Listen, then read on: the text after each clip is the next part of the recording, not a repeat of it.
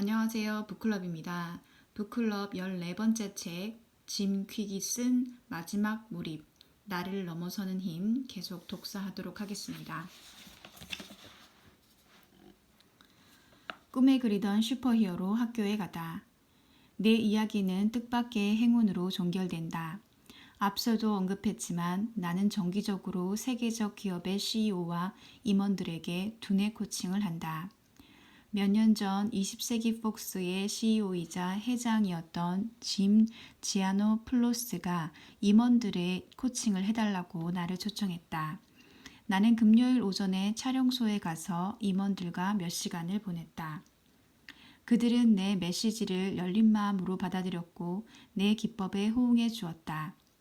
교육이 끝나고 짐이 내게 와서 말했다. 정말 좋았습니다. 지금까지 했던 교육 중에서 가장 훌륭했어요. 물론 그 말을 듣고 기뻤다. 긍정적인 피드백을 좋아하지 않는 사람이 있을까?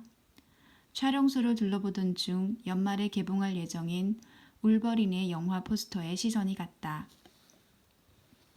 나는 포스터를 가리키며 짐에게 말했다. 얼른 보고 싶네요. 제가 열렬한 팬이거든요. 오, 슈퍼히어로 좋아하나요? 물론이죠. 엑스맨은 제 인생에서 아주 중요한 역할을 했거든요. 나는 어렸을 때 입은 뇌 손상과 만화책으로 읽는 법을 배워야 했던 이야기, 프로페서 X의 학교를 찾아다녔던 이야기까지 연달아서 했다. 짐이 미소를 지으며 말했다. 다음 엑스맨 영화는 몬트리올에서 30일 동안 촬영할 거예요. 같이 촬영장에 가서 일주일을 보내는 건 어때요? 배우들도 당신에게 교육받고 싶어 할 거예요.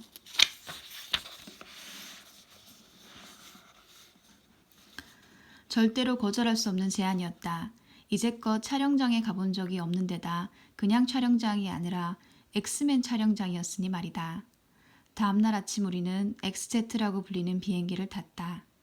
돌연변이로 출연하는 배우들 대부분이 함께 탑승했고 나는 제니퍼 로렌스와 할리베리 사이에 앉게 됐다. 내 인생 최고의 날이었다. 비행기 안에서 촬영장에서 나는 비범한 배우들과 제작진 몇 명에게 속독으로 대본을 읽는 법과 대사 암기 비법 등 몇 가지를 알려주었다. 그리고 무슨 일이 내 앞에 펼쳐졌을까? 난생 처음 구경한 촬영 현장에서 프로페서 X의 학교가 있었다. 어렸을 적 수없이 상상하고 찾아다닌 바로 그 장소였다. 꿈만 같은 순간이었다. 당신의 꿈은 무엇인가요? 마치 뇌에 박힌 가시처럼 사라지지 않는 꿈은 무엇인가? 그 꿈을 세세히 생생하게 상상해보자. 시각화하고 느끼고 믿어라. 그리고 그 꿈을 이루기 위해 날마다 노력하라. 놀랍게도 이 이야기의 정점은 그게 아니다. 여행에서 돌아왔을 때 집에 소포가 와 있었다. 대형 평면 TV 크기의 아주 커다란 소포였다. 포장지를 벗기자 커다란 사진 액자가 나왔다. 그 사진에는 짐의 메모가 붙어 있었다. 당신의 초능력을 우리와 공유해줘서 정말 고마워요. 어릴 적 슈퍼히어로 학교를 찾아다녔다고 했죠? 그래서 학급 사진을 보냅니다. 사진 속에는 휴 잭맨, 제임스 맥어보이, 제니퍼 로렌스를 비롯해 엑스맨 전 출연진이 나와 함께 활짝 웃고 있었다. 이제 지금의 나는 잊어라. Unlimiting.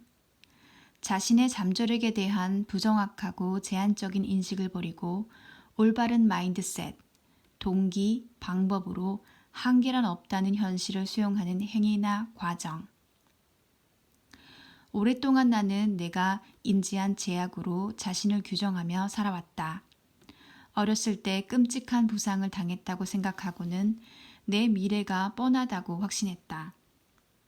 하지만 몇몇 사람들의 도움으로 내가 인지한 제약이 실은 전혀 제약이 아니란 걸 알게 되었다. 단지 내가 극복해야 할 장애물 또는 탈학습해야 할 한계일 뿐이었다. 그리고 그렇게 했을 때 매일 배워서 될 수 있는 것, 할 수 있는 것이 무한해졌다. 한계를 뛰어넘는 것은 가속학습, 속독, 놀라운 기억력의 습득으로 끝나지 않는다. 당신은 그 모든 것과 그 이상을 해낼 방법들을 배우게 된다. 하지만 한계가 사라진다고 해서 완벽해지는 건 아니다. 당신이 현재 가능하다고 믿는 이상으로 발전한다는 의미다. 그동안 가족과 사회, 문화, 경험으로부터 한계를 배운 것처럼 그 한계를 탈학습할 수도 있다. 그런 한계는 일시적인 장애물일 뿐 극복하는 법을 얼마든지 배울 수 있다. 대부분의 사람은 현재의 현실에 맞춰 꿈을 제한하고 축소한다. 우리는 우리가 처한 상황, 우리가 받아들인 신념, 우리가 가는 길이 곧 현재의 우리이자 앞으로의 우리라고 확신한다. 하지만 다른 선택지가 있다. 지금까지 쌓아온 자신의 모습, 능력, 인생에 대한 신념에서 벗어나 마지막이라는 생각으로 자신의 내면을 깊게 들여다보자. 오랫동안 가지고 있던 마인드셋, 동기, 방법의 한계를 없애고 확장하여 잠재력을 마음껏 펼치는 삶을 만들어갈 수도 있다. 남들이 하지 않는 일을 한다면 남들이 할 수 없는 방식으로 살 수 있다. 이 책을 읽는 당신은 중요한 걸음을 내디뎠다. 더 나은 방향으로 내디딘 한 걸음에 목적지가 완전히 바뀔 수 있음을 기억하라. 그런 발걸음을 내디딜 때도 지도, 즉 성공의 모델을 손에 넣는 것이 핵심이다. 이 무기를 지니면 극복하지 못할 시련이나 무찌르지 못할 용은 없다. 그것이 그 성공 모델, 리미트리스 모델이다. 마인드셋, 동기, 방법이 핵심이다. 당신은 한계가 없는 존재로서 무엇이든 실행하고 소유하고 공유할 수 있다. 만약 당신이 잠재력을 최대로 발휘해 배우거나 생활하고 있지 않다면 지금의 현실과 원하는 현실 간의 차이가 있다면 그 이유는 다음 세 가지 한계 중 하나 이상에 갇혀 있기 때문이다. 이 한계는 제거하거나 교체해야 한다. 마인드셋의 한계, 자신의 능력, 자격, 가능성, 즉 자기 자신에 대한 믿음이 약하다. 동기의 한계, 생각을 행동으로 옮기는 추진력, 목적의식, 에너지가 부족하다. 방법의 한계, 원하는 결과를 내기에 효과적이지 않은 방법을 배웠고 그에 따라 행동하고 있다. 마인드셋, 방법, 동기, 영감, 관념, 실행, 한계, 초월.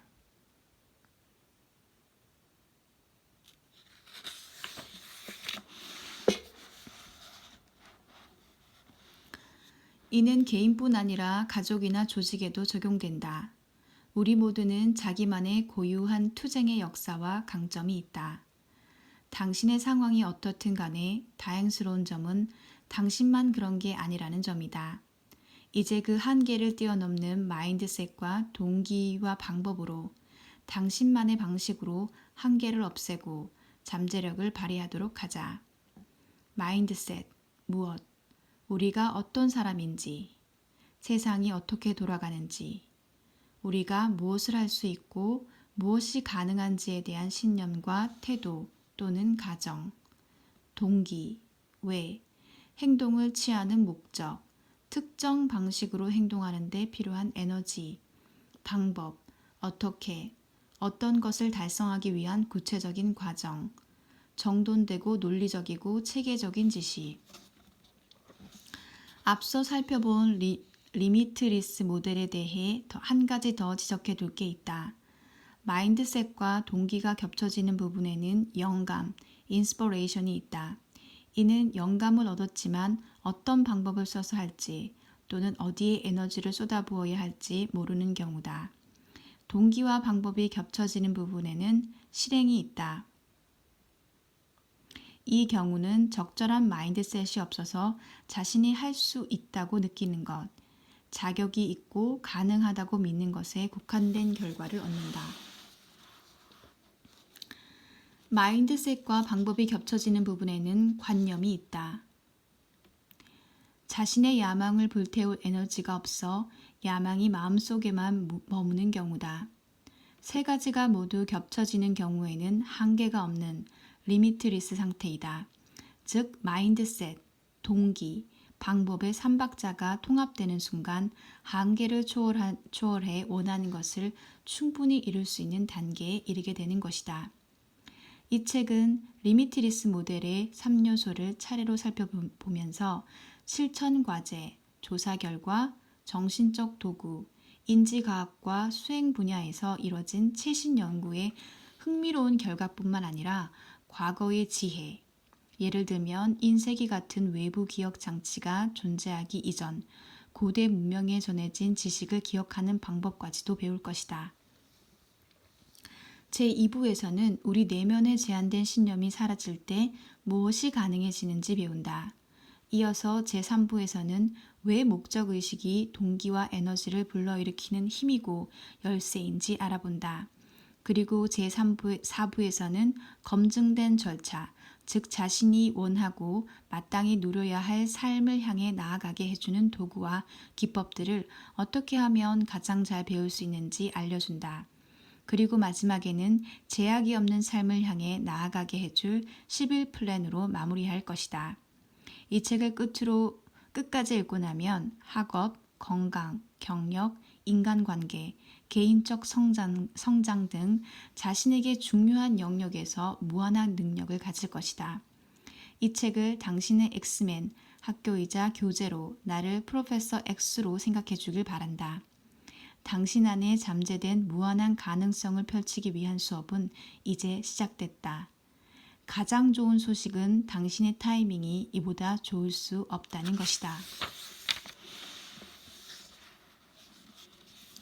습관을 나쁘게 길들이는 디지털 빌런의 등장. 모든 사람은 놀라운 초능력을 품고 있으며 이를 자각하기만 하면 된다. 날아다니거나 철갑 수트를 만들거나 눈으로 레이저를 쏘는 능력을 말하는 게 아니다. 빠른 독서 능력, 갑옷 같은 기억력, 레이저 같은 집중력, 끝없는 창의력, 명료한 사고, 마음 챙김, 마인드풀니스, 초연한 마음가짐 등의 실용적인 초능력 말이다. 우리는 모두 어느 면에서는 슈퍼히어로들이다.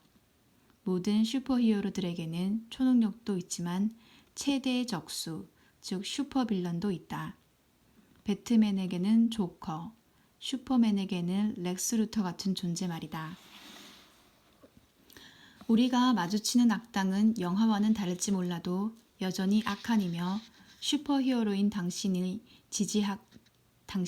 지지하고 쳐부셔야 할 대상이다. 현대 슈퍼빌런들은 우리의 앞을 가로막고 삶을 더 어렵게 만들어 잠재력을 발휘하지 못하도록 막는다. 그들은 우리에게서 생산성과 풍요로움, 긍정적 태도와 마음의 평화를 앗아간다. 그런 그들을 인지하고 물리치는 것은 전적으로 우리에게 달려있다.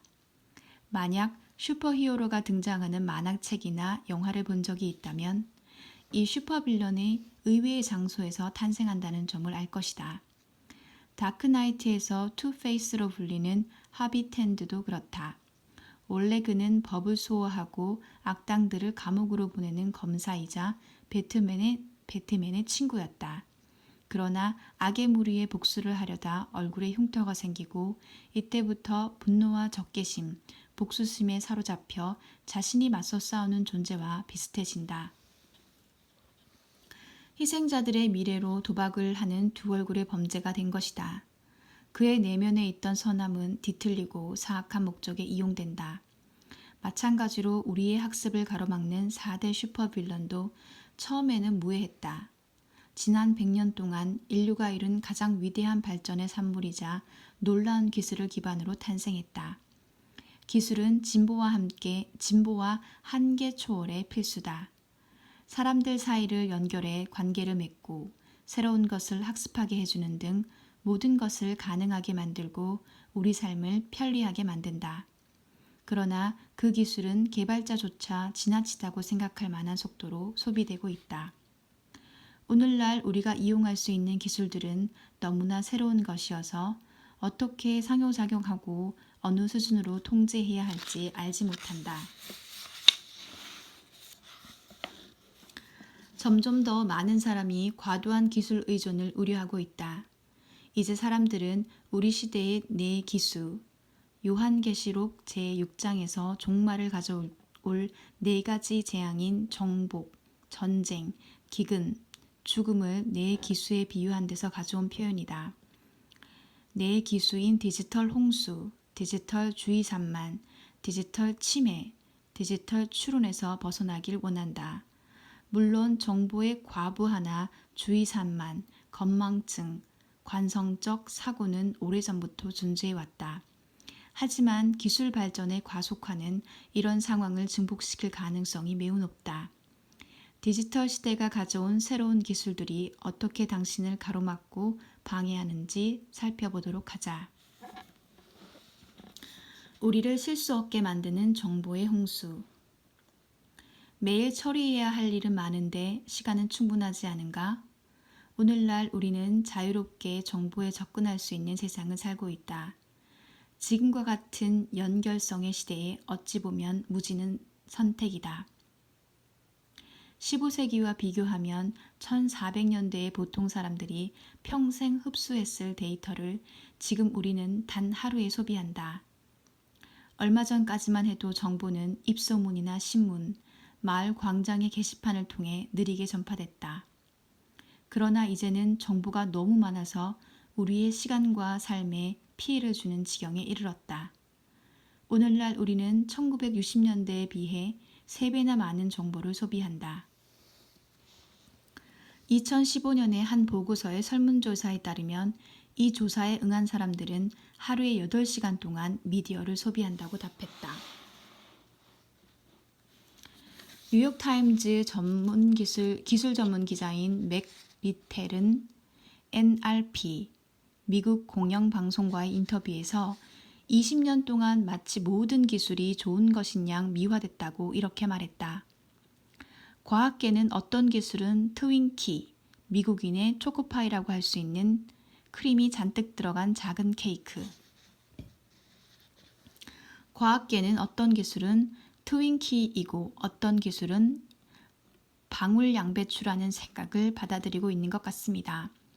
우리가 너무 많은 음식을 소비하는 것처럼 너무 많은 기술을 소비한다면 나쁜 영향을 끼칠 수 있습니다. 휴식의 효과를 연구하던 캘리포니아 대학교 샌프란시스코 캠퍼스의 연구자들은 쥐에게 새로운 경험을 제공한 뒤 쥐가 경험하는 도중과 이후의 뇌파를 측정했다. 그 결과 대부분의 상황에서 새로운 경험은 새로운 신경활동과 새로운 뉴런의 생성을 가져왔다. 다만 쥐가 휴식을 취해야 하는데 휴식이 있을 때 뉴런들은 기억의 관문에서 장기 기억이 저장되는 뇌의 나머지 부분까지 연결됐고 쥐들은 경험을 학습의 기초가 되는 기억으로 기록할 수 있었다. 그런데 휴식 시간이 없다면 어떻게 될까? 다른 생각을 하거나 지루할 틈을 잠시도 주지 않으면 기억력 저하, 의식의 혼탁, 피로 같은 문제가 발생한다는 증거가 점점 늘어나고 있다. 상시 인터넷 접속과 검색이 실질적인 건강 문제를 초래한다는 연구들이 나타나기 시작한 것은 1990년대 중반까지 거슬러 올라간다. 목숨과 맞바꾼 정보, Dying for Information이라는 불길한 제목이 달린 로이터 통신의 한 조사 보고서는 이렇게 기술하고 있다. 응답자 3명 중 2명이 정보 과부하가 동료와의 갈등 및 직무 만족도 하락과 관련이 있다고 했다. 42%는 이런 스트레스로 건강이 나빠졌다고 했고 61%는 정보 과부하로 사회활동을 취소해야만 한다고 했으며 60%는 너무 피곤해서 여가활동을 못할 때가 많다고 했다. 보고서는 이렇게 덧붙인다. 사람들은 정보와 정보 채널의 맹공격에 이제는 정보를 관리하는 단순한 루틴조차 개발할 수 없게 되었다. 설상가상으로 정보의 반감기도 감소하고 있다. 정보의 반감기란 어떤 정보가 다른 새로운 정보나 정확한 정보로 대체되기까지 걸리는 시간이다.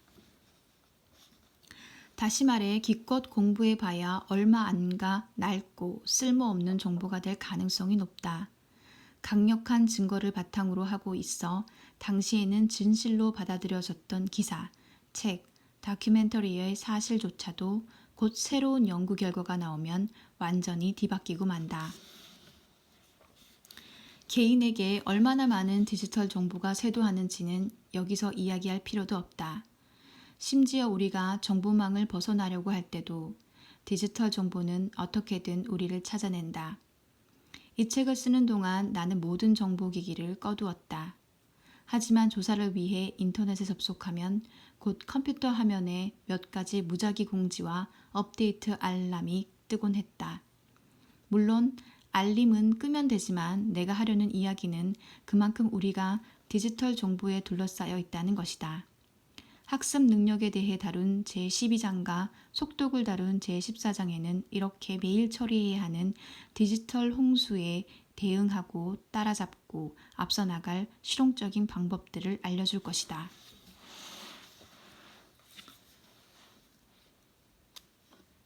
실전 포인트. 잠시 짬을 내어 이번 주 일정에서 30분을 비워두자. 주변의 정보기기와 디지털 환경에서 벗어나 정신을 맑게 하고 긴장을 풀고 창의성을 발휘하는 데 쓸 시간을 마련하자. 몰입할 에너지를 뺏는 멀티태스킹. 모바일 기기가 나오기 전 우리는 온라인 접속을 끊을 때면 곧 연락드리겠습니다 라고 답하곤 했다. 그러나 이제는 그렇게 말하지 않는다. 온라인을 떠날 데가 없기 때문이다. 늘 전원이 켜져 있고 항상 접속 상태인 모바일 기기 때문에 우리는 친구나 가족과 대화를 오래 이어나가기가 어렵고 일에 집중하는데도 어려움을 겪는다. 하지만 우리 대부분이 하는 일과 생활은 디지털 접속 없이 한참을 지내기가 불편하다. 연락이 되지 않으면 손해를 볼 것이라는 두려움 때문에 늘 접속 상태를 유지한다. 더 큰 문제는 우리가 접속 상태를 즐기게 되었다는 점이다. 소셜미디어에서 좋아요를 받거나 가족이나 친구들로부터 문자 메시지를 받을 때마다 분비되는 도파민은 더 오래, 더 자주 온라인에 접속하게 한다. 그리고 그런 보상은 우리의 뇌를 변화시킨다. 줄을 서서 기다리거나 버스나 약속을 기다릴 때 우리는 잠시나마 긴장을 풀고 쉴 수 있음에도 곧장 휴대전화를 꺼내 산만함의 근육을 훈련한다. 이처럼 마음이 느슨해지는 순간까지도 번쩍이는 자극으로 채운다면, 그리고 이런 행위가 우리의 지속적인 존재 방식이 된다면 어떻게 될까? 항상 접속 상태를 유지하는 것은 안정감을 줄지는 몰라도 행복을 주지는 않는다. 브리티시 컬럼비아 대학교의 박사과정 학생인 라이언 두아이언의 연구는 디지털 습관이 인간관계에 어떤 영향을 미치는지 보여준다. 그는 한 실험에서 300명 이상의 성인과 대학생들에게 식사하는 동안 휴대전화를 쉽게 집어들 수 있게 탁자 위에 올려놓거나 무음으로 바꾸어 통에 넣어두게 했다. 그런 후 유대감, 즐거움, 산만함, 지루함에 대한 느낌을 묻는 설문조사를 작성하게 했다. 식사 중에 휴대전화를 사용한 시간도 설문지에 자세히 밝혀야 했다. 휴대전화를 쉽게 쓸 수 있었던 사람들은 더 자주 휴대전화를 사용했고 더 산만함을 느꼈다고 답했다. 그들은 휴대전화를 통에 넣어둔 사람들보다 식사를 즐기지 못했다. 드와이어는 현대 기술은 경이로울지는 몰라도 우리가 어떤 일에 집중하지 못하고 옆길로 새게 만든다. 또 친구나 가족과 함께하는 특별한 순간들을 앗아간다 라고 말했다. 학습 방법을 배운 사람이 극소수이듯 끊임없이 들어오는 엄청난 양의 정보를 처리하고 걸러내는 방법을 아는 사람은 많지 않다. 최대한 많은 정보를 수용하기 위해 멀티태스킹을 해보지만 별로 도움이 되지 않는다. 신경과학자 데니얼 레비틴은 정리하는 내에서 이렇게 서술했다. 뇌가 한 가지 활동에서 다른 활동으로 주의를 돌리도록 요구받으면 전전두 피질과 선조체에서 산소를 포함한 포도당을 태운다. 한 과업을 계속할 때와 같은 연료를 쓰는 것이다. 또한 멀티태스킹으로 신속한 주의 전환을 계속하다 보면 뇌의 연료가 금방 바닥나서 금세 지치고 정신이 혼미해진다. 말 그대로 뇌의 영양분을 고갈시킨 탓이다. 이는 인지 및 신체 활동의 저하로 이어진다. 이런 문제를 겪는 것은 성인만이 아니다. 기술의 가용성과 함께 온라인에서 소셜미디어 활동을 열심히 해야 한다는 사회적 압력 때문에 많은 아동과 청소년도 디지털 주의 산만 현상을 경험하고 있다. 제11장에서는 학습과 임무 완수를 위해 집중력과 주의력을 향상시키는 열쇠에 대해 알아볼 것이다. 실천 포인트. 휴대전화의 알림 설정을 바꿔라. 주의를 산만하게 하는 불필요한 알림 소리를 모두 끄도록 하라. 지금 바로 그렇게 하라.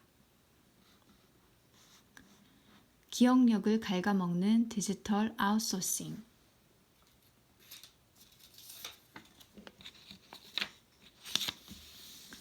누군가의 전화번호를 외웠던 게 언제였던가.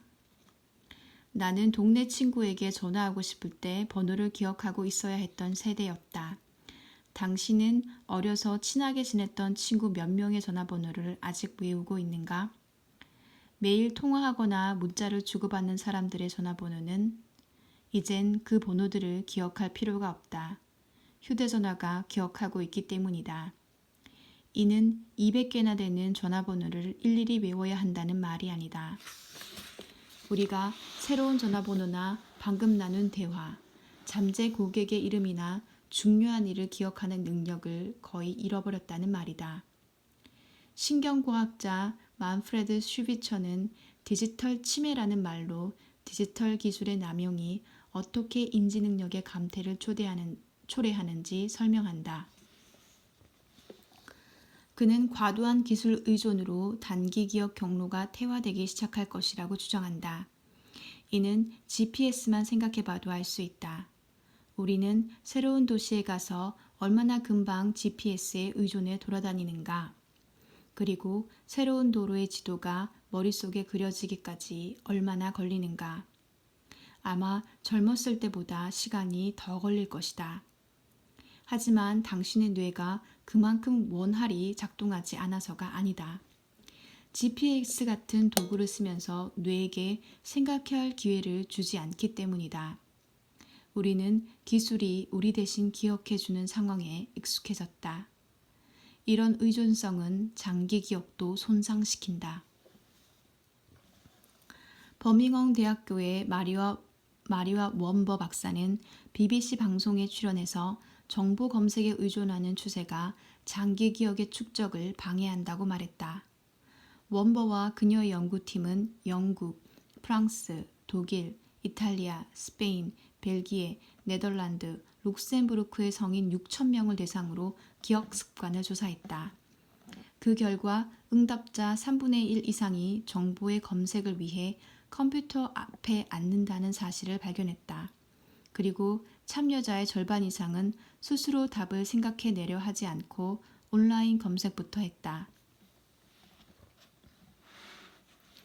이것이 왜 문제일까? 이처럼 즉각적으로 얻어낸 정보는 쉽게 잊히기 때문이다.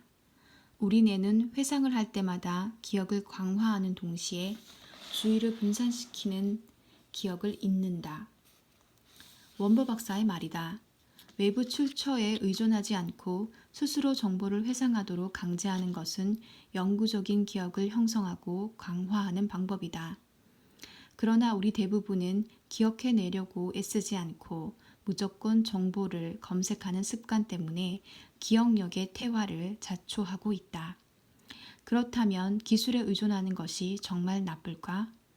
많은 연구자는 그렇게 생각하지 않는다.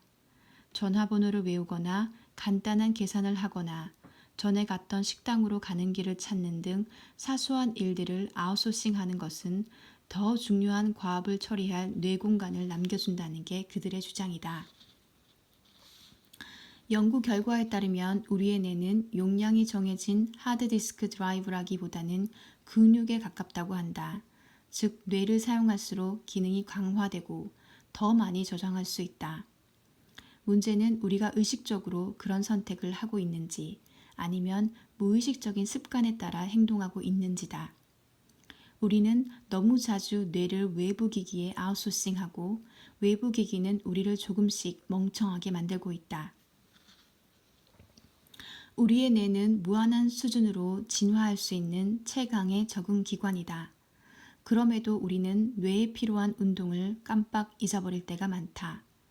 계단을 이용하지 않고 편하게 엘리베이터를 탈 때 신체적 대가가 따르듯 게으른 정신의 근육에도 대가가 따른다. 사용하지 않으면 퇴화한다. 제13장에서는 이름과 말에서부터 언어에 이르기까지 무엇이든 빠르고 쉽게 기억할 수 있는 간단한 도구와 기법을 소개할 것이다. 실전 포인트. 잠시 기억 훈련을 해보자. 장기적으로 연락하는 사람의 전화번호를 떠올려 보라. 기억나지 않으면 외우고 떠올리기를 반복하라.